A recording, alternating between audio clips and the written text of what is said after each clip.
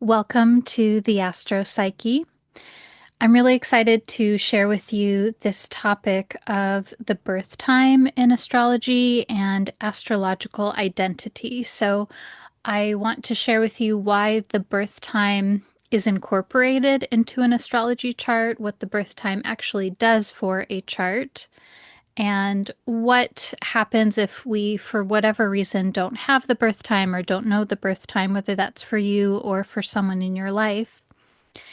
And also some ideas around our identification with our birth chart, astrological identity. And yeah, I'm really excited to share this with you. It's something that I've been thinking about for a while. And if we don't know each other yet, welcome.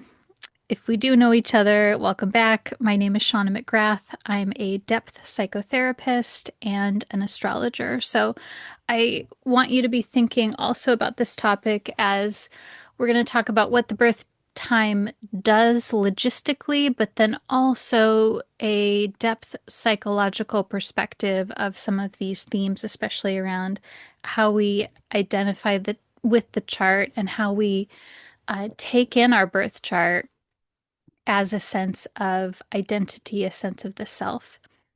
So, this episode was inspired, came into being for a couple of reasons. I recently found out the birth time of my grandmother just about a month before she passed away very recently. And so it felt like such a gift to have this information and sort of synchronous. I wasn't really looking for the birth time, but when I was visiting with her and with my mom, we happened to be going through some old photos, and among them was a newspaper article. And my grandma was a twin, and she was born on a leap year day. So she was born on February 29th of a leap year. And so they did a news article that was fun, interesting, significant, that it was twins born on a leap year, something unique. And she was such a unique and beautiful woman. And I just so synchronous that happened to be an article that happened. That is something unique that doesn't always happen.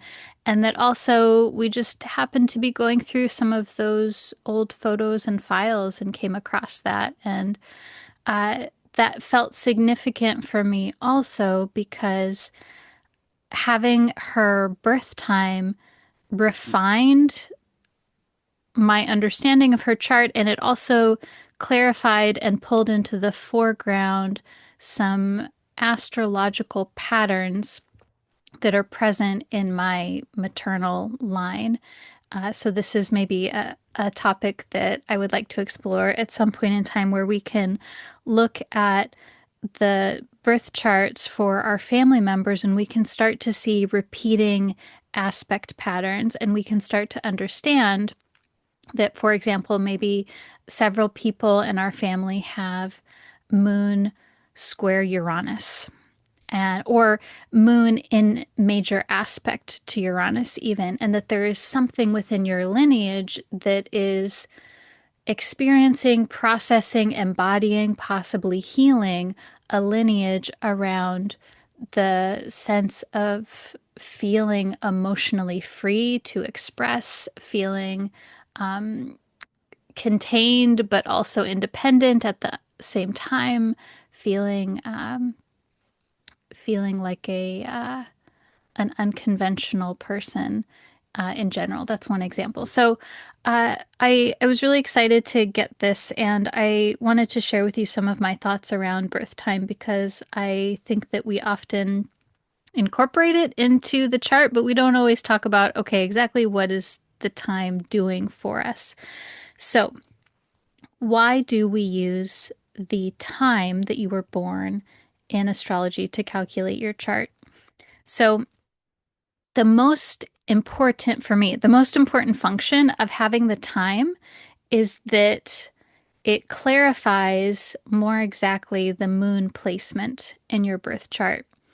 This is important because the moon can vary by about 15 degrees every day. So oftentimes the moon may still be in the same sign the entire day, but it can be, let's say, at 0 degrees of a sign to 15 degrees of a sign. Even if it's smack in the middle of the sign, let's say at 15 degrees at noon, it can go either way. And even when it's in the same sign, that degree difference means that the moon may or may not be making aspects to different planets. And that has a major impact in our psyche, how we um, how we connect in, or actually, let me pause for a second here. So the moon is a symbol of our psychic structure. It is a symbol of how we relate to others, our, we could say, one's attachment style. It's how you bond and connect with other people, especially based on your early familiar family patterning, your early childhood experiences.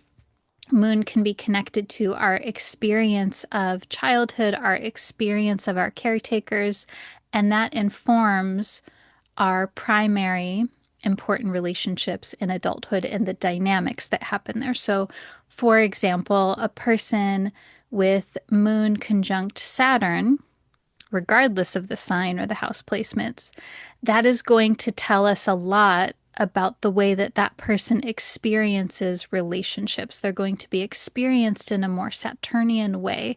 There's going to be an emphasis around loyalty and duty and responsibility and integrity and ethics and maybe even morality. In contrast to a person that has Moon conjunct Uranus, where there are going to be more interpersonal dynamics around authentic expression, independence, freedom, exploring different possibilities, exploring what is outside of what's expected. And so this has an impact, is my point, is what I'm saying here. So in this way, the birth time can clarify this very important part of the chart that speaks to our psychosomatic structure, which is the moon. Moon is our feelings, but it's also our body. It's also our unconscious patterning, our conscious patterning. And I would even say the moon is connected to our nervous system, what we need, our very valid and important needs in order to feel connected and bonded and emotionally safe and secure. In contrast, it tells us a bit about the kinds of things that can stress us out and thus how we can find security, safety, and emotional regulation. Now, also, the birth time is a symbolic anchor for setting up the houses or the house system. So the birth time tells us where the ascendant point is.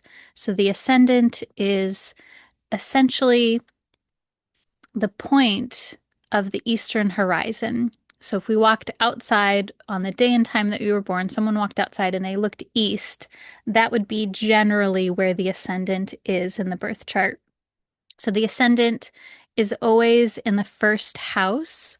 It marks the beginning of the house system. And in the Western circular chart, the ascendant is always on the left side, about in the middle. You'll usually know where it is because it's either marked by an AC or an AS. Now, if we're using some house systems such as Placidus or Koch or Campanus, insert, there's so many different house systems. I think there's maybe hundreds of house systems. Most house systems, the ascendant will literally mark the beginning of the first house. If we are using whole sign houses, which is what I use, we'll see the ascendant, that AS marker or AC marker, floating in the first house. So it'll always be in the first house. Sometimes it marks the beginning, sometimes it's somewhere in the middle. And this is important because symbolically, the first house and the ascendant point tells us about you as a person, as an individual, how you approach life, the way that you are. It's this place of emerging or rising. It's literally the point in the sky where, as planets move through the zodiac, they emerge from under the horizon to over the horizon. So it's this place of beginning, of emerging, of you emerging into this life. And the entire chart is you. So the entire chart is this symbolic image of your psyche and your life. And we could even say the people and situations in your life are included in there as well. And also, the first house is the most primary place of you, your unique life, your independence. And so it's this important place in the chart, and it also sets up the system for all of the other planets in all of the houses.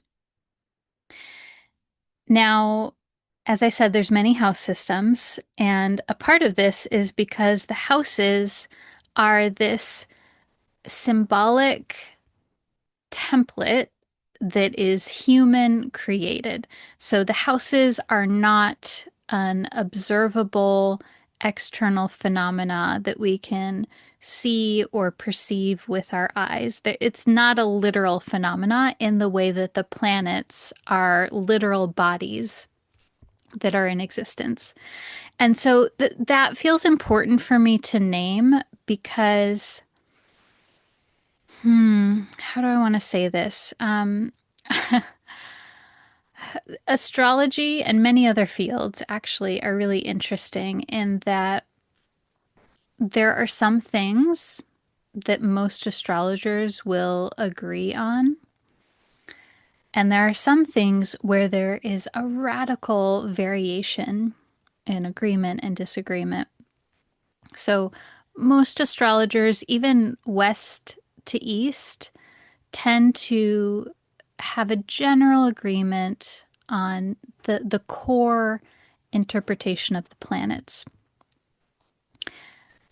We may say this is because we've been, as humans, we've been observing the planets for the longest. This has been the longest, uh, how do I say, actually, uh, the art of astrology really started with observing the planets and even the aspects between the planets. So that we've been doing the longest. So that is super locked in. It's also super locked in because it's observable. It is literally in existence. Whereas something like the houses came a bit later.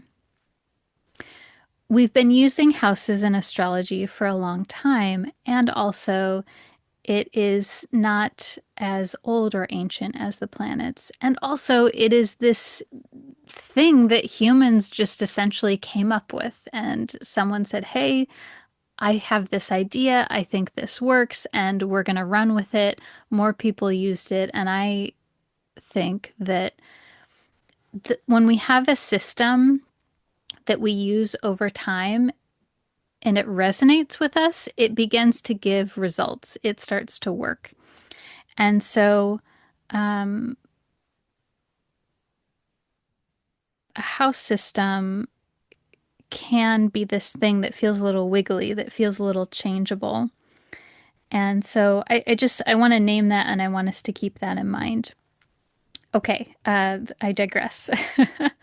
So the time is also important because this ascendant, this first house point that we're talking about, this eastern horizon, the sign of the ascendant changes about every 2 hours or so.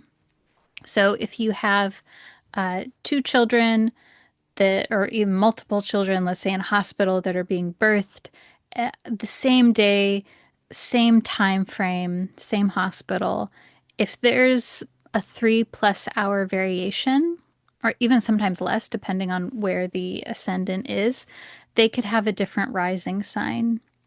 And so this is also why we're looking at the time.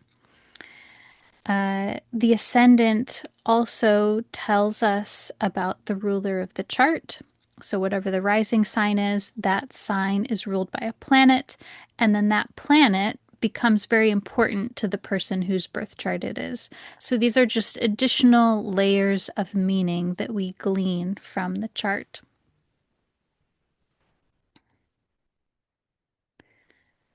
Now, the planets remain the same in their sign placement and then their aspects, regardless of the time, regardless of the house system. And so you can do a full, thorough, rich, and meaningful reading, analysis of a birth chart without the birth time. And that is because the planets are where they are. We're just overlaying a house system onto it with the birth time. So planets are always in the same sign, they're always in aspect to each other, with the exception of the moon. They're all in this static place, regardless of the time. The last thing that I'll say about this part of the degree of the ascendant is that it also, for some folks, um, there's an ability to use the degree of the ascendant as a form of divination. And astrologers have come up with different systems where you can look up the degree, whether that is something that's been divined or looking at the face or the decans. One of the more popular systems that was created uh, actually in San Diego, which is really cool, I think about 100 years ago, is the Sabian symbols. And this was created by a psychic and an astrologer. And the astrologer presented the degree, and then the psychic woman uh, did a channeling of an image and a meaning for that specific degree. And so this just, again, additional layers of meaning that we can add onto the birth chart via the time. Now, you might be asking, well, Shawna, I don't know my birth time. It wasn't on my birth certificate. Or maybe you have family members or friends or colleagues who you just don't have their birth time for whatever reason. What does that mean? Does that mean you can't read their chart? Does that mean you're not getting an accurate read on them? I will say you can do, again, I'll say it again, maybe you can do a really rich, thorough, and meaningful analysis of a birth chart without the birth time. And you're not missing out. The way that I look at this, and so this is a depth psychological perspective, that we have what we have, and there is a meaning behind what we have at any given time. So I don't know the reason or the meaning, but I trust that there is a meaning behind you not having the birth time, either for yourself or for someone else, and that you have everything that you need in order to connect with this chart, with this person, that everything is available to you here. And this is trusting in the underlying generosity and teleological, that becoming force of psyche, of life. Now, that being said, sometimes if we do a little bit of investigation, we can sometimes gain the birth time if we don't have it. So, if you are interested, I do recommend sort of exhausting all options before you say, okay, I'm at peace with not having the birth time. And so one of the easiest ways to do this is to check the county records. So often this is called the vital county records. You can Google this online.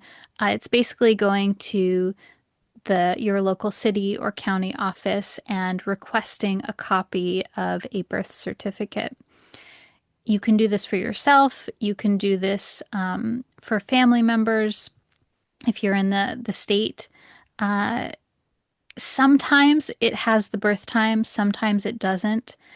So I think it's worth pursuing if you are interested, especially if it's your chart or someone that's really important to you. Uh, you can also ask if they're around and available. You can ask family members. You can look at baby books. You can um, ask about your birth story. And sometimes we can get a little info, like even, it was morning time or it was afternoon or it was just before sunrise. These kinds of things can help. So I think we get what we can and then we do our best to make peace with, okay, this is the info that we have. Now, if you don't have the birth time, uh, I also want to say astrology was in use for a long time where people did not have their birth time. And in fact, even in Indian astrology, so also called Vedic astrology or Jyotish astrology, the moon is used as a rising. It's used as an entirely separate chart. So in Indian astrology, they use the Rashi chart, which is the birth chart, and then they also use the moon chart, where they take the moon, wherever that is, and then they use that as the rising sign. And Indian astrology is really interesting because they actually use multiple charts. They're called divination charts. And so this is one of many charts. And I share that with you because this is also something that as Western astrologers we can do as well. We can take the moon sign as the rising sign. Now, that of course is assuming that we know what the moon sign is. Sometimes we do, sometimes we don't. I think even if we don't know the exact sign, we can take the moon as a starting point. We can sort of take the moon as a first house point. And uh, so this is an option as well. Some folks will use a noon chart if you don't know the time of birth, and I think that can also work. But I really, when we can, I like either using the moon as the rising. And sometimes we have an estimate, like sometimes you know it was in the morning or the afternoon, and there can be a process of seeing what feels right to you, what rising sign makes sense, what moon placement makes sense. Oftentimes, I find that it either feels very clear or sometimes it could go either way. Um, if if it is of interest, some folks go through a process called rectification of the birth chart. This is a somewhat labor intensive process of the astrologer asking you questions about your life and then delineating what they think their best guess is that your rising sign is. It's definitely an art, and it's not something that I offer, frankly, because it is quite labor intensive and it's also just this guess. And so, well, maybe I shouldn't say that. Rectification astrologers might be upset with me. So I'm saying this because it is something that is at best we're anticipating what we think the rising sign is. So it might be something interesting for you to look at if you feel called to. Um, and again, for many years around the world, most folks didn't know their birth time, and so that was not incorporated into the chart. And so I think it's really important that we honor the chart as it is, looking at the planetary aspects and looking at the signs and looking at what you have and what speaks to you from that chart as it is. Now, I've also had clients suddenly find out their birth time. I've had clients find out that their birth time is incorrect, and maybe the birth time that they thought that they had is radically different. I've had clients who have had a dream or an intuitive message about the time. And I share this with you also because it seems to me that nothing is entirely set in stone and that you find what you need when you need it. And so I also trust that you have what you need to work with at that time. And this just really solidified for me also, again, recently finding out my grandma's birth time via that news article. And that just felt really sweet and timely and resonated with some of the things that I was really sitting with and thinking about and having that connection clicked for me. Now, I do want to talk about a bit. So, this is a bit of the astrological identity piece and this question of what if your birth time changes? What if you suddenly find out that the time is different, either for yourself or someone else? And this doesn't happen often, but when it does happen, there's often this sort of identity crisis that can happen. And I find that intriguing. And so I wanted to speak to that because it feels important to me. And I think that it speaks to how much we connect with our birth chart, especially if it's something that we're using as a, a tool for self-analysis, self-understanding, uh, as a spiritual practice, these kinds of things. So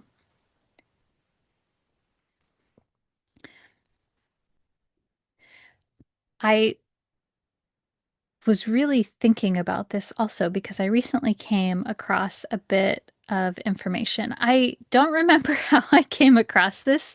Sometimes I'm doing research and I end up stumbling across something that I wasn't even looking for that I find fascinating and it sparks a new idea. And so this is one of those things. So I found on Astro Data Bank, which I'll give a link to. The Astro Data Bank has a resource library of the birth charts, birth times, and a little bit of bioinfo for well-known folks. So this particular person is the psychotherapist and the founder of archetypal psychology, James Hillman. He has since passed, but when he was alive, at one point later in his life, he found out his correct birth time. So he originally thought it was at about 9 a.m. in the morning, and he really resonated with that birth chart of about 9 a.m. in the morning. Was a Gemini rising chart. And later, he came across some records that his mom had and some handwritten notes about his birth time that it was actually about an hour later. So it was about 10:30 or so. And this shifted his ascendant, his rising sign, from Gemini into Cancer. And the notes here on this website, which I'll link in the description, are that Rick Tarnas, the creator of archetypal astrology, Rick Tarnas reported that Hillman had discovered a written note about his birth time in his deceased mother's documents. Tarnas writes, I don't recall Hillman saying what kind of written record it was. He was somewhat uncomfortable and didn't want to let go of the old time. Nevertheless, he accepted that this was the most likely time, though he was not especially drawn toward pursuing the results. So later, James Hillman's son, who is also an astrologer, wrote, I am a professional astrologer with 40 years' experience and had many conversations with my father about his birth chart and time.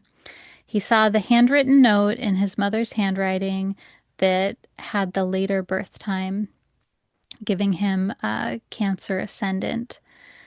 Later in his life, he began to accept his chart, even though, as Rick Tarnas points out, he was reluctant at first. And I found this really fascinating. I thought, oh, he was really attached to his original birth chart, the that Gemini rising chart, and this is not the first time that I have heard of someone who is an astrology enthusiast or an astrologer themselves find out their birth time actually was incorrect and then finding the correct time and sort of like having the feeling of it being a jarring experience. And so, uh, yeah, I have this question. Why do we feel so attached to our chart? And I think that it's because the chart is this image that we can connect with, that we can identify with, that we can feel validated by. It can be this psycho-spiritual anchoring into our sense of self, into a sense of meaning. And it's interesting because the ascendant, as I've shared here, the ascendant doesn't change everything. It changes one part of the chart. It changes the rising sign, which is the self. It changes the house placements of the planets. But the foundation of the chart, the core scaffolding and structure of the chart is intact regardless of the time. And what I feel like there's something else I want to say about this.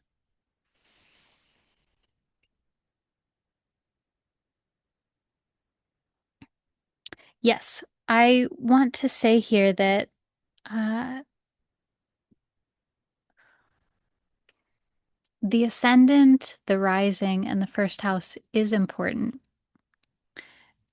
And it's not everything. I think the other planets, their placements, their connections, their aspects are really important. And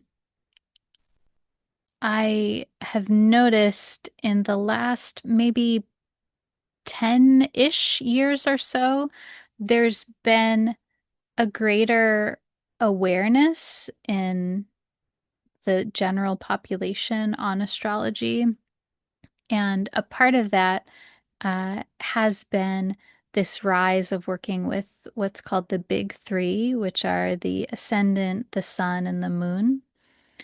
And I think that focusing on the big three sort of has this reductive impact. And I think it has this limiting sort of impact in the way that when Hillman found out he had a different rising sign, it sort of shut things down for him.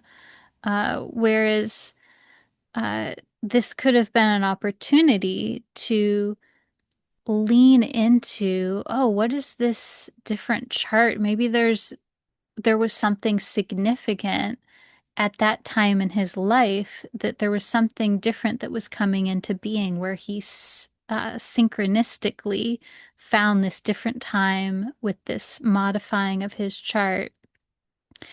Uh, I do wonder if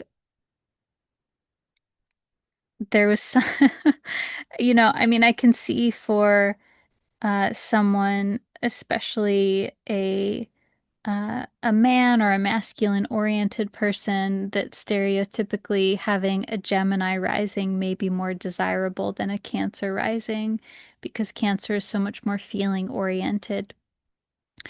Uh, but I think that the structure of the chart, the planetary aspects are so important. And um, I think that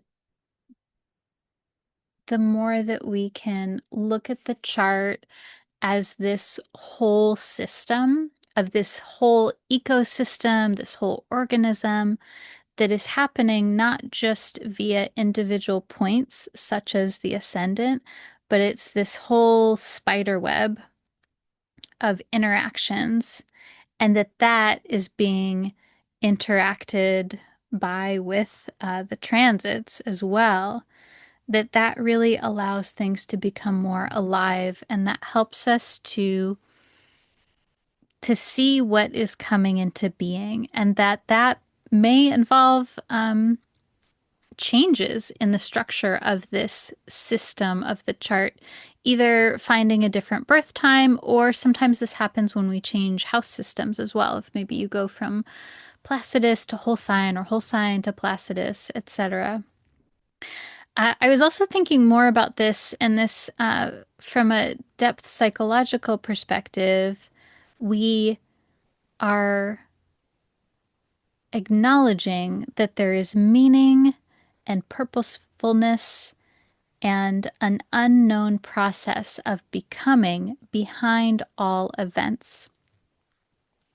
That we come across new information as a part of our psychological unfolding. I like to think of it as psyche is always speaking with us, through us, and that receiving new information, even if it changes something about you, that is also a part of your psychological unfolding. There's this inner outer relationship between the external world and the internal world. And sometimes an identity crisis is a natural part of our process of becoming. So I wanted to name that also, that feeling a sense of identity crisis doesn't necessarily mean that something is wrong or that you've made a mistake.